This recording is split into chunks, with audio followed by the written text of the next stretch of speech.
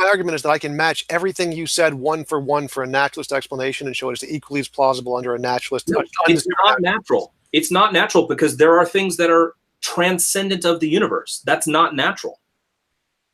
So again, I think we need to clear up the definition of natural and supernatural sometime. But I'm just mean as opposed to a conscious personal being, we can show a non-conscious, what I would call natural non-God thing could explain all of this. So the only difference between these two beings is consciousness, right? Yes. So it just has no mind. So consciousness is the property that makes something supernatural. So you're a supernatural being because you're conscious and I'm conscious. So I'm supernatural. That's on your account that you've just given. The only difference between the two beings, one counts as supernatural and the other one doesn't, is the property of consciousness. Now you have just given so much power to every conscious being because they can now say, I'm a supernatural being. That's really interesting entailment of your view, but I don't think it's right. Well, I think that consciousness, as we can understand it in material human beings, is a product of the brain. So if we're talking about a consciousness that is outside of the universe, that is not a product of material forces, then I would classify that as supernatural, and I don't think it has that. So those are two different things on my view. Well, I understand. So you think consciousness is an emergent property too? Correct. Okay. I don't want to assume. Are you a physicalist in regards to human beings? I don't hold to an ontology. So my view is just strictly epistemological. I think, therefore I am, and then I can start describing things from this way. That's it. So okay. I don't actually, like I said before, it could be the case that I am a product of reality and that my consciousness is a material process, or it could be the case that consciousness and material are two separate things, like dualism, or it could be the case that reality is a product of my mind, or mind in general, like idealism or solipsism. But I don't take a position on any of those because none of those are relevant to my point. All I need to know is that I think, therefore I am, because whichever one of those is the case, you still get the same result either way. There is still some difference between my imagination and my experience in all three cases. The same difference exists. I can still say it appears to me I'm holding a cup, and it's still true in all three cases. So regardless of which ontology is the case, materialism, dualism, idealism, theism, pantheism, whatever, I still get all the same stuff I've talked about. So no matter how you change the ontology, all of my epistemology is unaffected. It's still true. Yeah, I guess I'm having difficulty because unless the world is a particular way, in other words, would you say the world, reality is such that we can know things about reality?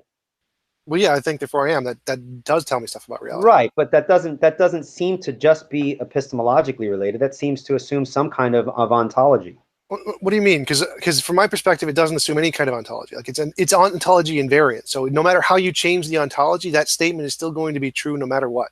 And I genuinely, maybe you could help me understand this. How does that position not presuppose any ontology when you acknowledge that? Oh, I apologize. Let me clarify. It does presuppose there is an ontology, but it doesn't tell us what that ontology is. So it could be materialism, it could be dualism, it could be idealism, it could be infinitely many possible things. It does presuppose, I guess, there is an ontology.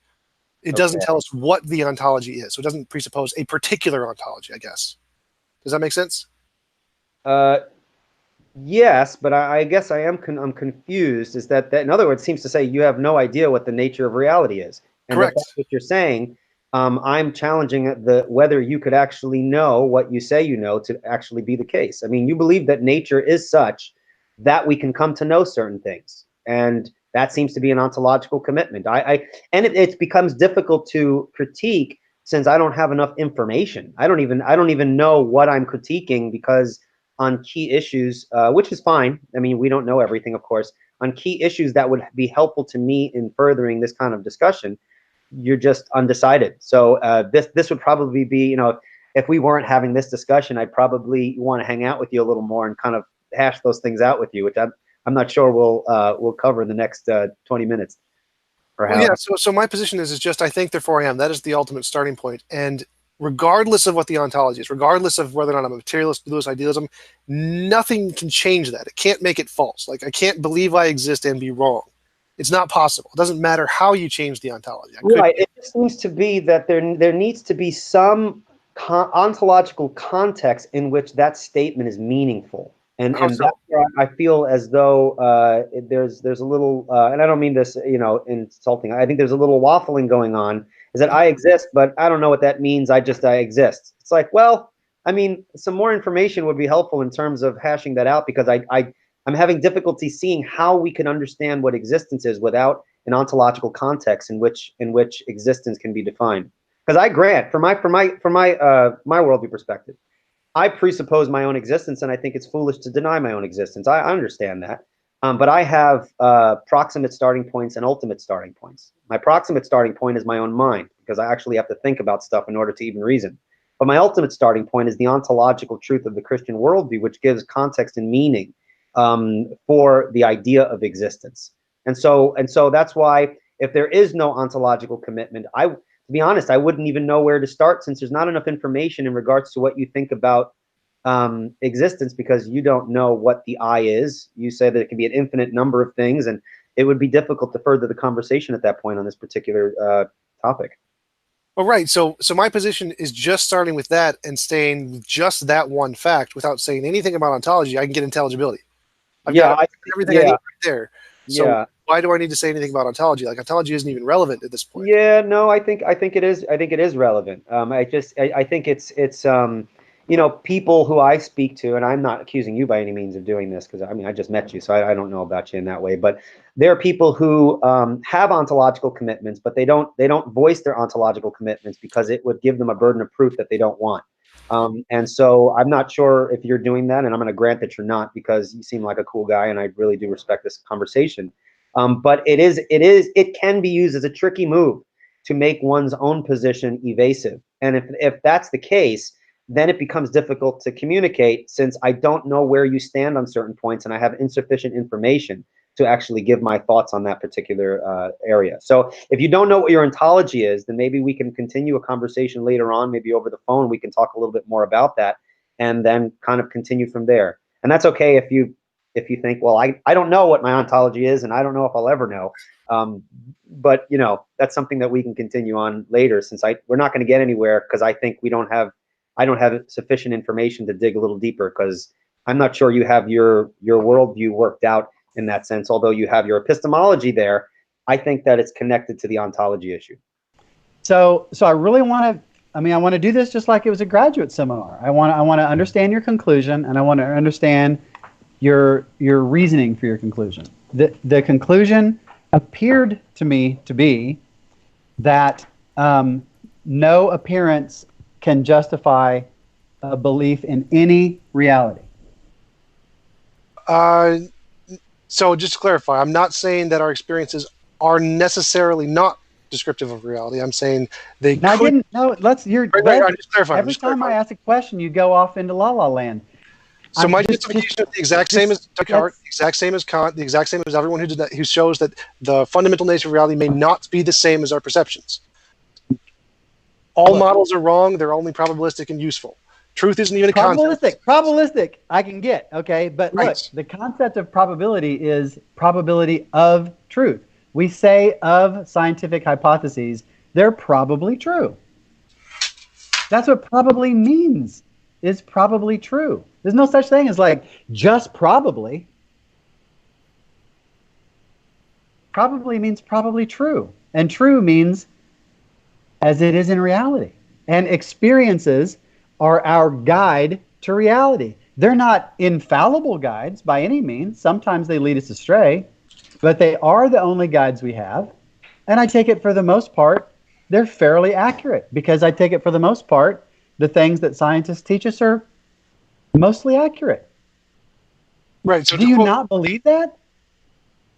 Do you not believe that most of science is at least basically accurate? It's an accurate description of our apparent reality. You can't say it's an accurate description of reality. There's no such. To quote George Box, for such a model, there is no need to ask the question, is the model true? If truth is by the whole truth, the answer is no. The only question of interest is the model illuminating and useful? Truth isn't a part of the question in science. There is no absolute truth in science. We don't even care. That is a view called anti-realism. It is a minority view. It is not the view of most scientists, and I want to know why you believe it. Because why most are you scientists an anti-realist? Trying to point me as an anti-realist in some sense. No, I'm like most scientists. Most scientists admit, yes, we could be in the matrix. That's totally fine. We don't care about this kind of absolute truth that you're talking about. I didn't say anything about it. It's a different category thing. Didn't say anything about absolute truth. You appear to me to be saying that appearances can't justify that appearances cannot make probable claims about reality. That's exactly what it sounded like you were saying, man. Correct me if I'm wrong. I mean, I'm not sitting here trying. I've tried to explain this to you multiple times, and you keep look. There's a distinction. I make a distinction between two kinds of knowledge. If you There's keep tentative saying knowledge. the same words, I'm not gonna just like get it through repetition. Try saying it in some different words, like without using the words absolute truth or, without, just try using different words. Maybe I'll get it if you use different words. So let me give you a different example. Do you think it would be reasonable to believe we do not exist in the matrix, that what we experience is reality itself? Oh, yeah, quite.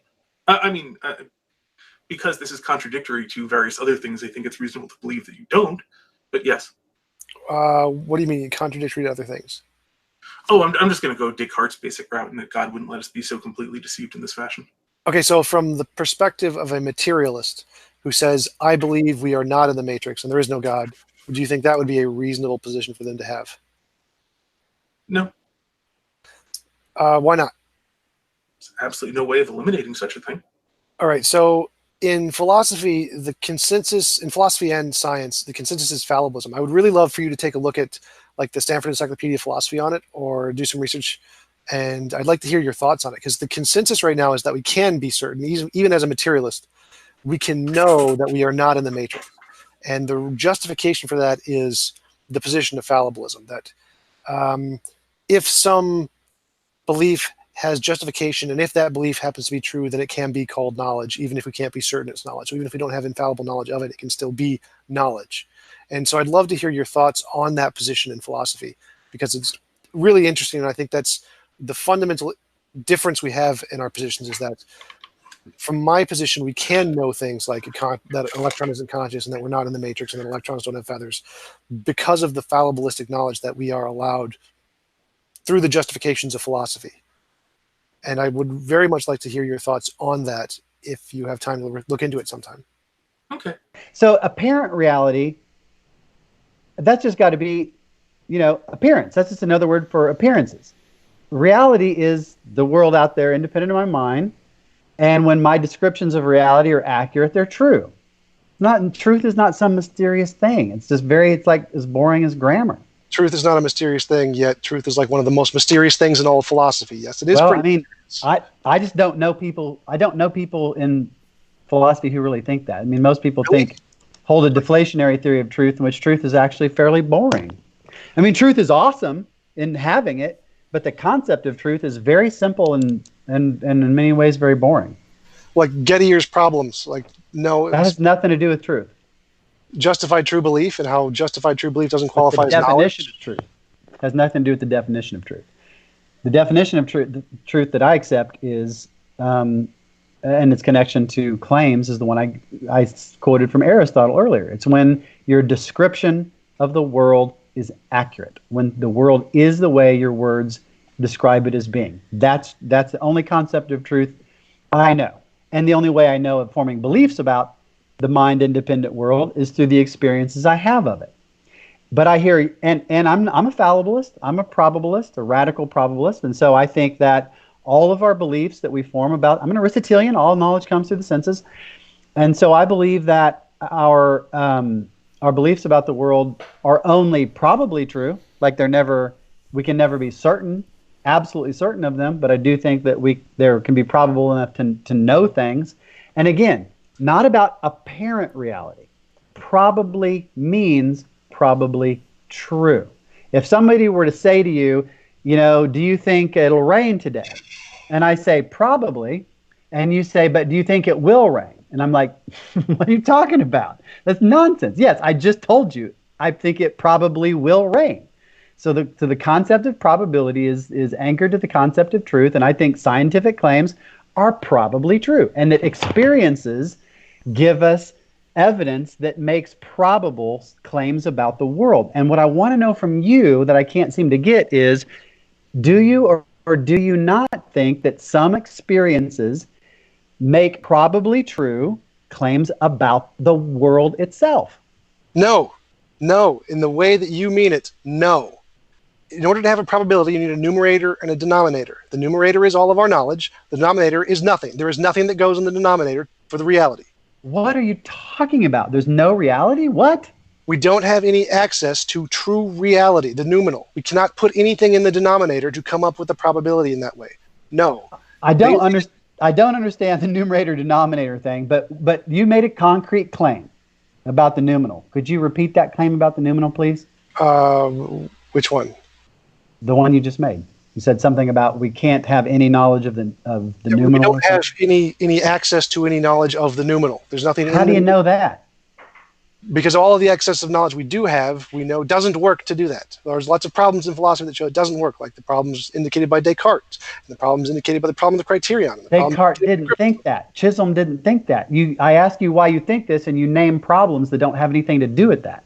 Except they do exactly say that. This is the noumenal distinction. Descartes shows we can't have absolute certainty. We don't have the reality. But nobody said anything about absolute certainty. That's exactly what I'm talking about. You're asking about my position, which is probable truth. I was asking you how we can have, if you thought we could have probable cause. My answer was no, because you need absolute certainty. You need something in the noumenal to put in the denominator to get a probability, and you don't have it. But why think you have to have something certain to get something probable? Why think that? Because you need something from the noumenal to compare the numerator to, our knowledge. You've got to compare it to something with the denominator being something in the reality itself, which we don't have. And I'm saying I don't see any reason at all to think that what you just said is true. Why would we have to do this idea of comparison doesn't even make any sense to me. I literally don't know what you're saying. It makes it's like 'twas brillig and the slithy toves did gyre and gimel in the wave. I mean, you're talking about numerators, denominators, comparing reality with reality. You're hurting my brain, man. I don't understand what in the world you're talking about. I'm talking about making observations about the world, taking in experiences, and coming to conclusions, just probabilistic conclusions about the way the world is on the basis of those observations. That seems pretty simple. And I can't even get you to go in for that. Could we be in the matrix? Yes or no? Yeah. What do you call that? What do I call what? We could be in the matrix. I call that there's a probability, there's a chance we're in the matrix. So we can't be certain we're in the matrix. Right? Okay, yeah. So we're going to classify that. We're going to put that in a box and say all of those kinds of certainty claims, those are now in a category. We're going to give it a name. I'm going to call it the noumenal. Certainty. The noumenal is, you use the word noumenal to refer to certainty claims? I can call it bubbles. Don't care. We're going to call all of those kinds of claims about could we be in the matrix? And if the answer is yes, we could be wrong. That's not a claim. That's a question. Could we be in the matrix is a question, not a claim. All of the kinds of losing me, man. Be in the matrix and be wrong because we're in the matrix. We're going to put those claims in a box, and we're going to call that box something. I still don't even understand what kind of claims you're talking about. Tell me just any claim that we could be wrong about, ever, about anything. Any claim that we could be wrong about. So why don't we just call those the fallible claims? Okay. And that's what most people call them. Okay. All right, so we're going to put those in one claim, and then we're going to put the infallible claims in another one. We're going to call them the infallible and the fallible. And I'm going to chuck those out the window because I don't care. That's the same distinction I've been talking about the entire time. The noumenal and phenomenal. The infallible is a metaphysical distinction. Certainty and uncertainty is an epistemological distinction. They are worlds apart. Great. I'm going to combine the two and put them in, say, the same categories. So we have that's just like an admitted confusion then. You can't just put them in the same category when they're different. I'm trying to say use different words to try and explain the concepts here. And that's what I'm doing. I'm trying to make a comparison here to try and explain this to you. It shouldn't be too hard. Most people get it pretty quickly, including philosophers. So well, they might appear to, but that isn't an infallible guide to reality. If we could be wrong, and that kind of a claim that we could be wrong about is in the fallible claim. And if there's a kind of claim that we can't be wrong about, that would be the infallible claim. So here's the argument I think I'm hearing. So I think I can put this into a simple modus ponens. It sounds like you're saying this. If it's possible that I could be, or I guess the fundamental principle is this. If it's possible that I could be wrong about something, then I can't know it. Or no, forget knowledge. If it's possible that I am mistaken, I cannot have any evidence. No, just say if it's possible I'm mistaken, we're going to put it in a category and give it a name. Well, kind of thing. Well, here's a question then, a related question.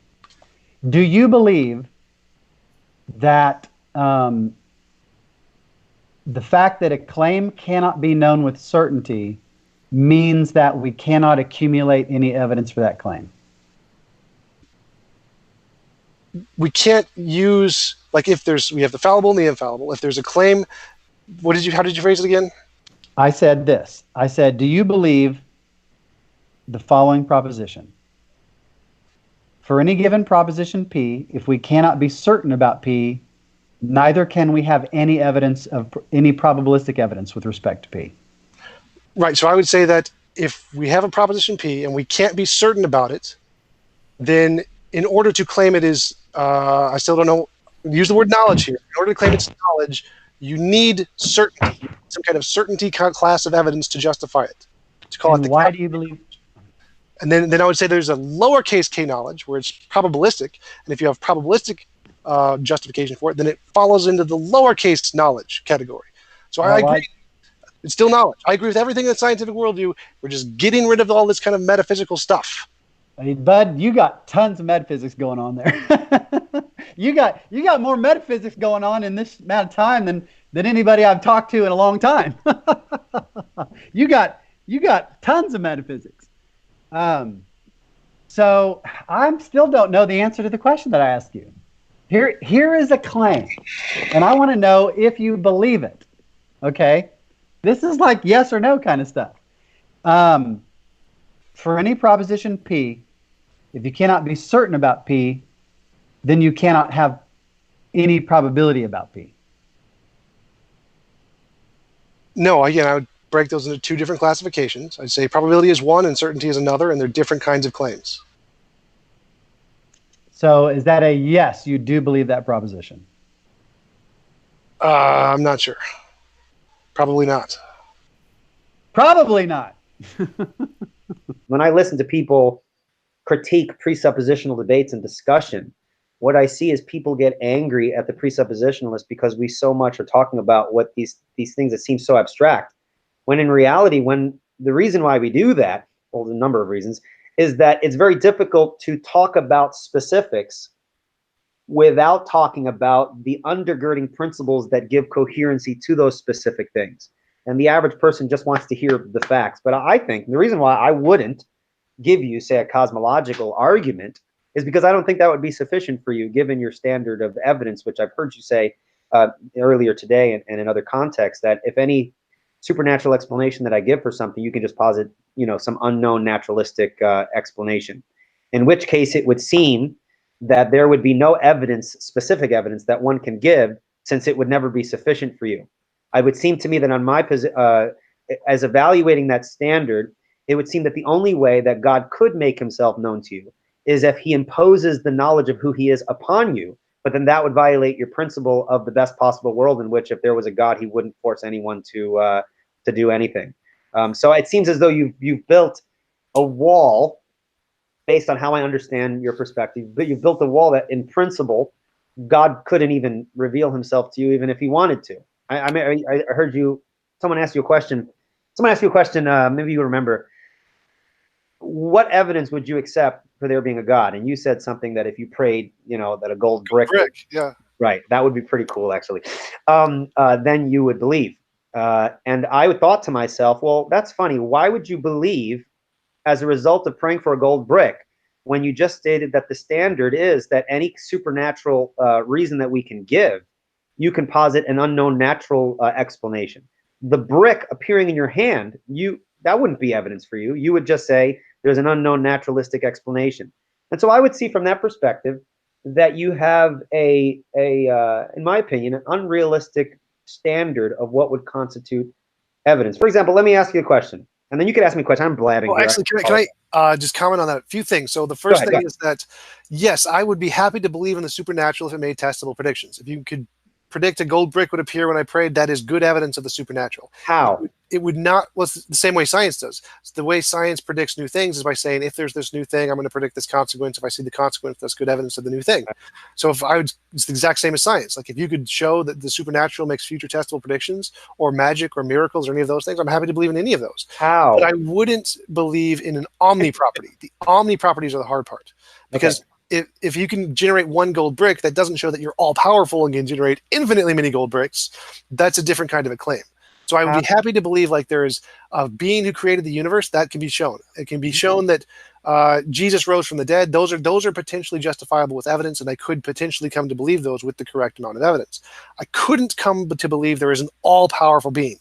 Those omni properties are the things that I can't justify, not the supernatural. I'm happy to grant the supernatural is possible. So if Jesus rose from the dead, what would that prove to you? Well, I would be willing to grant things like that there's a supernatural, that there are supernatural beings and they can do things, and there's probably like a heaven and a hell kind of a thing. The only things I wouldn't be willing to grant is that God was like uncreated and couldn't have been created by another greater being, or that there aren't other gods. That makes no sense to me. Okay, so well, first of all, you would be misunderstanding what the concept of God is when we talk about God from a Christian perspective. You can't have a greater God, since the Christian definition of God is that there is nothing greater. So to posit a greater God than the greatest would be an incoherent statement. Now, if Jesus rose from the dead, that wouldn't make you believe that the meaning of his resurrection is what Jesus would say that it is, right? If he was the one that predicted it, yes. So whoever makes the testable predictions are the ones who get the... Yeah, but the testable predictions can just be posited by some unknown natural explanation as to why those things occurred when those conditions were the way that they were. Oh, so you're absolutely right. You're absolutely right. But whoever makes the testable predictions first is the one who gets the credit. So like in physics, the people who predicted the delayed quantum eraser experiment was the Bohm's... What now? I'm sorry. Delayed quantum eraser. It's the one where we said that the two particles are probabilistically unset, or just... Yeah. So in physics, in science, whoever makes the testable predictions first gets the credit. Their theory is the one that has the best explanation. So right now in physics, the Copenhagen interpretation is the best theory because it made the last predictions, even though every single one of the other interpretations can also explain the predictions. So the fact that it was first and it was right and it got it right, that's good evidence. Okay, I don't see how that's evidence because it's the first, because you could always posit an equally valid, as you would state, naturalistic explanation. Whether it is the first or the second, it doesn't matter. You still have barred yourself from coming to any conclusion as that being an evidence of the supernatural. So it's almost like you've defined the supernatural right from the beginning. So if Jesus rose from the dead, that would not be enough evidence for you that Jesus was who he said he was, and that the things that he taught about God, which would include everything in the Old Testament pertaining to his omnipotence, that wouldn't be proven. So even the resurrection wouldn't prove the Christian God for you. If I prayed and the ocean split open and we can walk through dry land like the people in the book of Exodus, if that happened on your standard, that wouldn't be good evidence for you. Those would be good evidence. Those would I don't see how it could. I don't see how it could, based on the standard of evidence. What counts as evidence? When you say I made a 15-minute video about an allegory of the scientific method and how it works. Mm-hmm. You're right that there are always infinitely many ways that we can explain anything. Like we could be in the Matrix, and that could explain everything, all of the things we've seen, and all of the science we've seen so far. We could have been created 5 minutes ago. We could have been. That's my favorite. Boltzmann brained. All of that is possible, but the evidence we have is whichever one of these explanations can make predictions before we know them, because whichever one can do it before has better evidence than all the ones that can only do it after.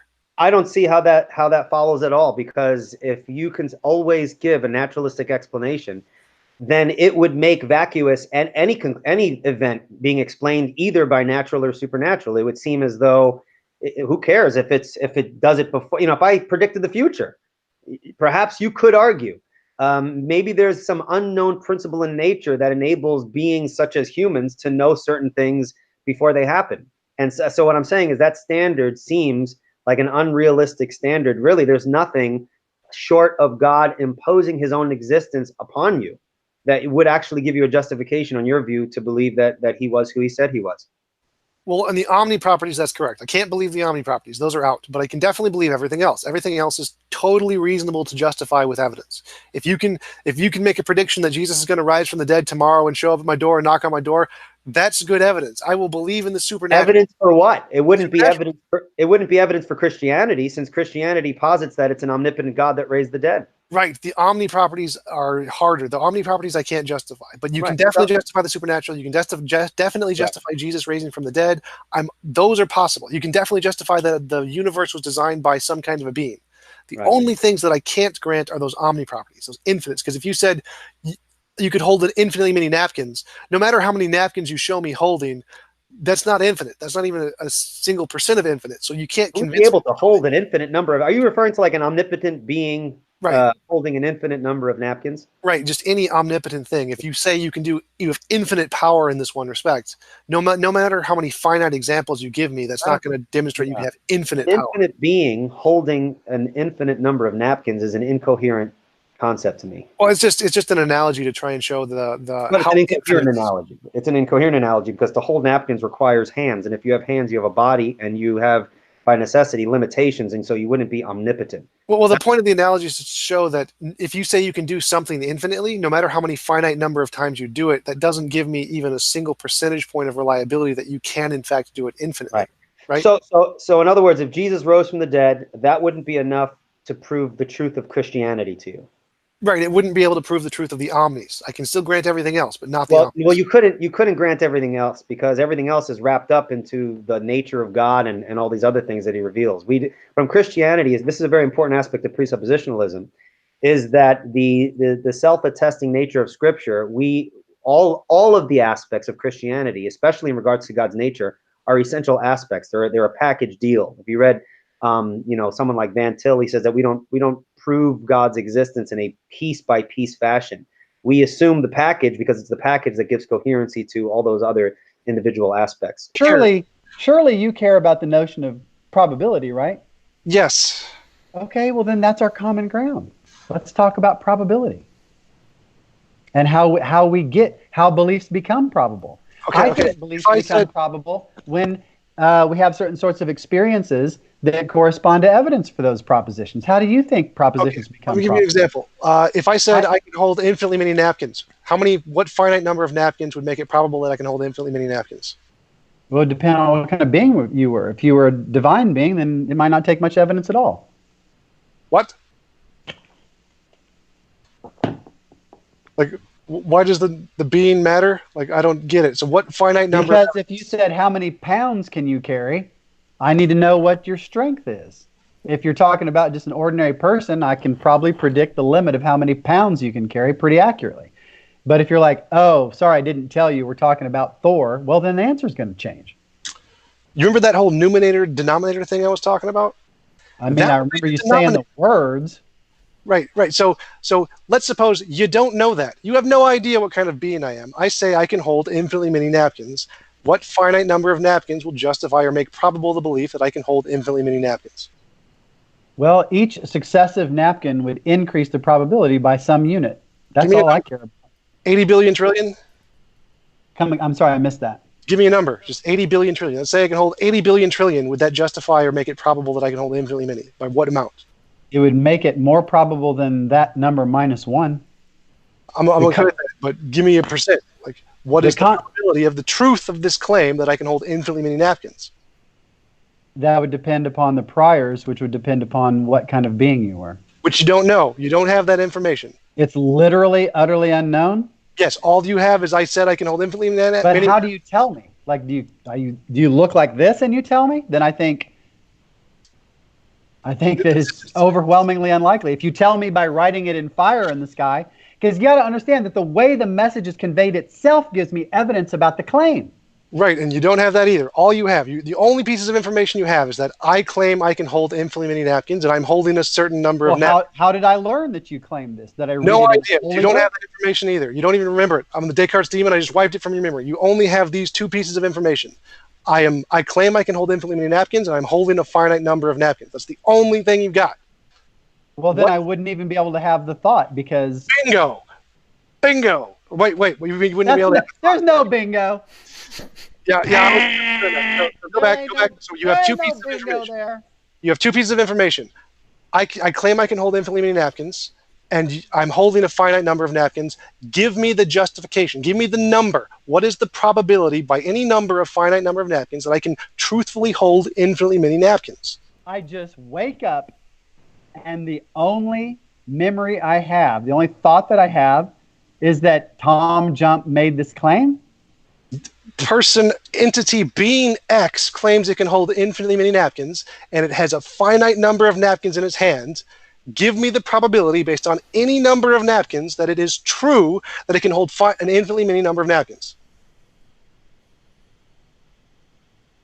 You can't do it, can you?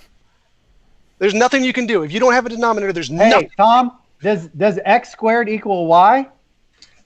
Huh? Does it? It can. It's possible. Gotcha. You can't tell me, can you? Right. Bingo.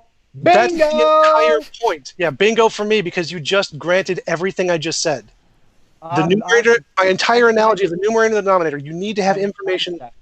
What? I can't. I said I'm nice that way. I like to make people happy. You have to be wary of the person you're talking to. Are you talking to someone who's philosophically literate and who likes to debate, or someone who's more emotionally tied into things?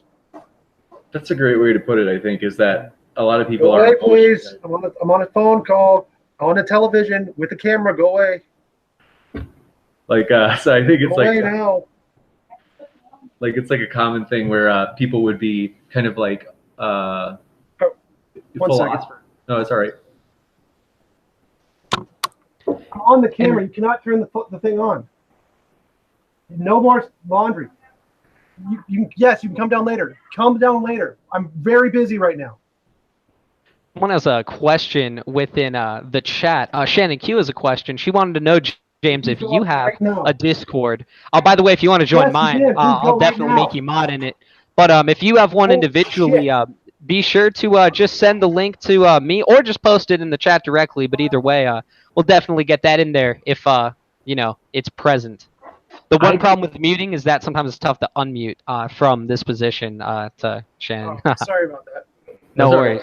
No problem. If I say there's one God, yeah, that's right. I'm not saying there's 2 or 3 or 4 or 5. Absolutely, totally, fundamentally, and in every conceivable way, irrelevant. Right, and I'd say that only applies when you're talking about those kinds of absolute properties of all-powerful, uncreated, all-knowing, eternal. Uncreated isn't an omni. I would say it is, yes. Why? Because it's assuming that there isn't anything before it. You're claiming that there is by definition. What? There's no omni in that. There's no omni in that. How is that not an omni? That's like how is it? It's like saying you've existed eternally, kind of. Or that it popped into existence. Which would and saying that it exists eternally, it could exist apart from time, and then you wouldn't have an infinite number of moments. Do you think the universe had a beginning? Like, do you think all reality? Do you think all reality had an absolute beginning, or do you think that there was never ever a time when there was nothing? No, I would go with the never ever a time there was nothing. Well, then you believe in an infinity. Right. Come on, man.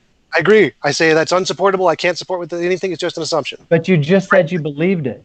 Right. It's not. I'm not claiming it's knowledge. It's just a completely arbitrary. I didn't say it was not. I didn't claim you claimed it was knowledge. But to believe it is to believe that it's true. To believe it is to believe that it's probably true. Right. I have a fideistic belief in it. That's it. And I'm okay with that. If you have a fideistic belief in those properties, I think you shouldn't be. I think that's flat out crazy and irrational.